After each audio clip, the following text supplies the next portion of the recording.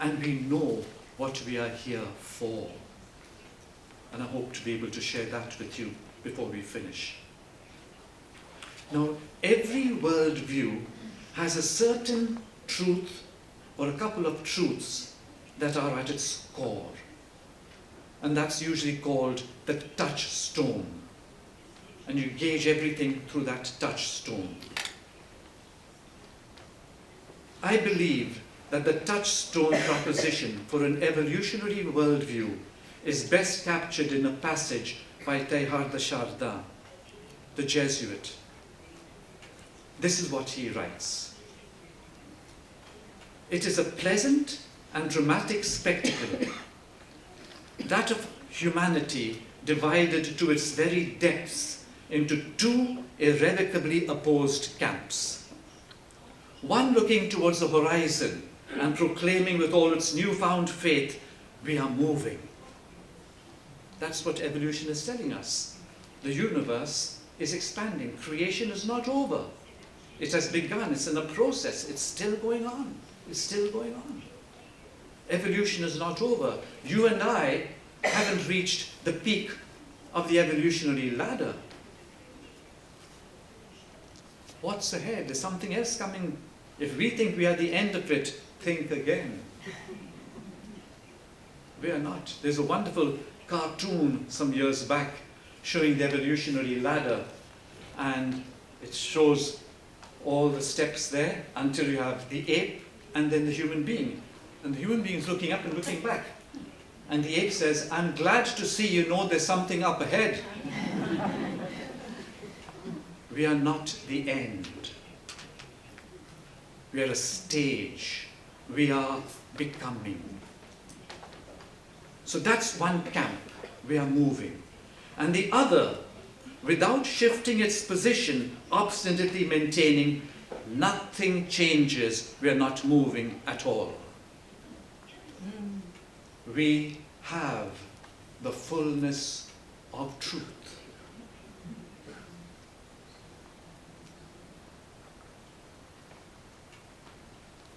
When we start thinking that way, we limit our horizons. We are moving.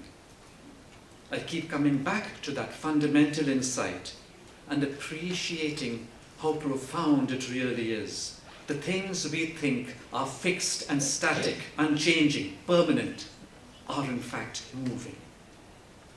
Reality is part of a vast process of change and development. We are not just being, we are becoming. We've got to change a lot of thinking now, because we used to say about religious, it's not the doing, it's the being that's important. Now we are saying, well, it's not just the being, it's the becoming. I'm a human becoming. It's much more than a human being. We are the first to know this. Can you realize how privileged we are to be at this point in the unfolding of our story?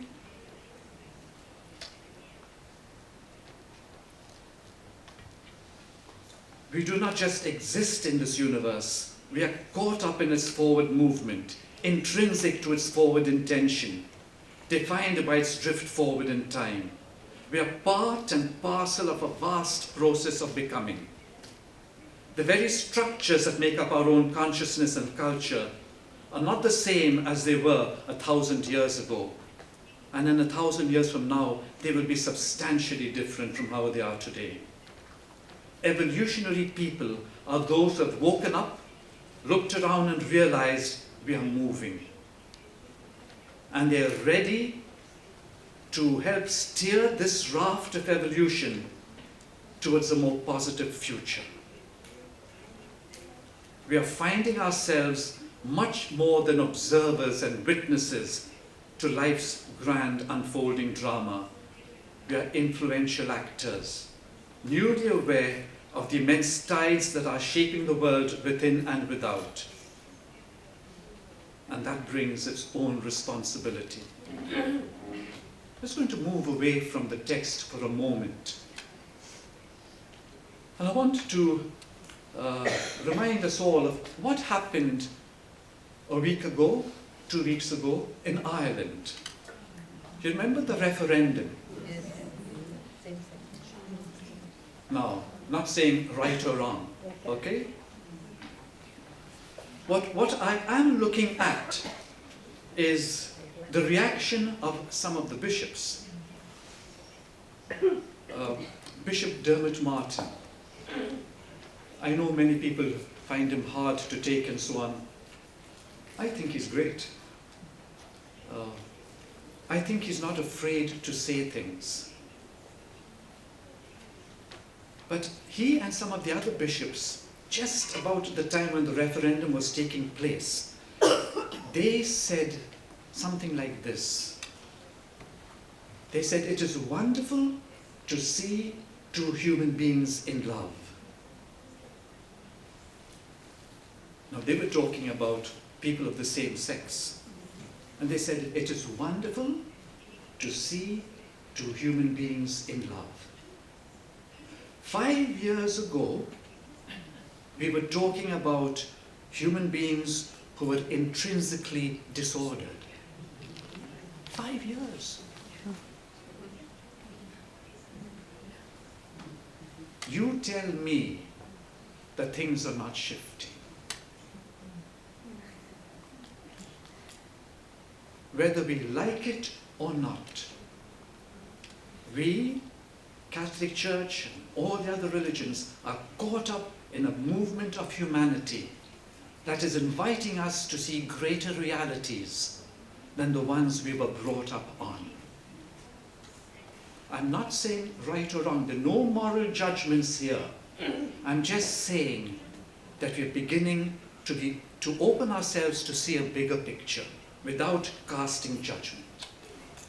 To me, that's a huge step forward for humanity. And if it happens in one place, it's going to mushroom. Once an idea takes place, everything changes. Once you and I get new knowledge, we cannot go back to an old way of living and behaving. Cannot. That's why knowledge is dangerous.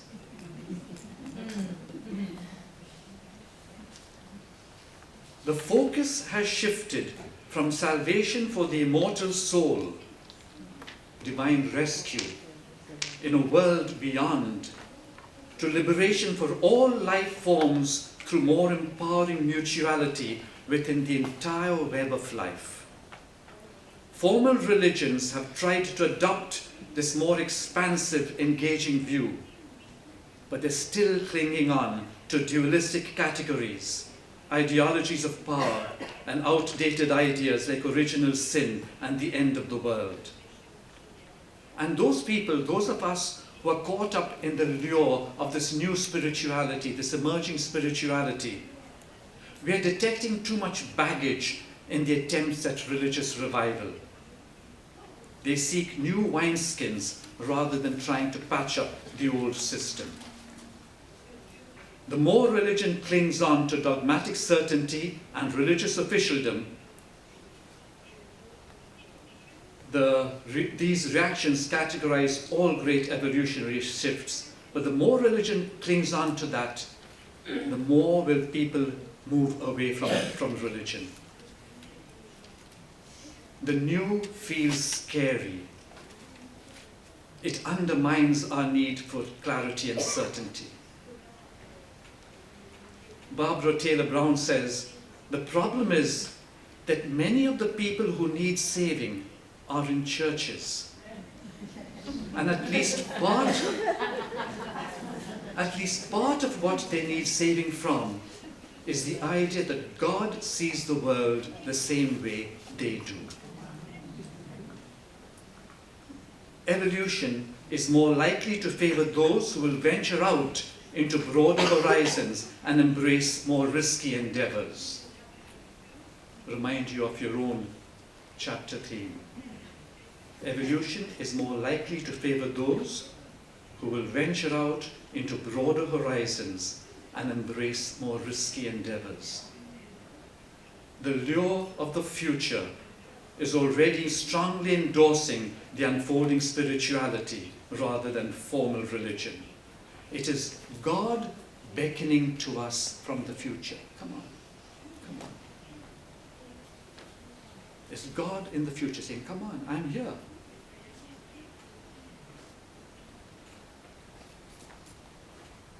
The Spirit who blows where she wills is certainly shaking up our old foundations and paradoxically not indicating one clear-cut alternative. It is time to befriend the breakdown of the old and the ensuing chaos. And I'm going to stop after this quotation. 20 years ago, Carl Sagan both chided and encouraged us in this way. How is it that hardly any major religion has looked at science and concluded, this is better than we thought? The universe is much bigger than our prophets said, grander, more subtle, more elegant. God must be even greater than we dreamed. A religion, old or new, that stressed the magnificence of the universe as revealed by modern science might be able to draw forth reserves of reverence and awe hardly tapped by the conventional faiths. Sooner or later, such a religion will emerge. Christianity has it.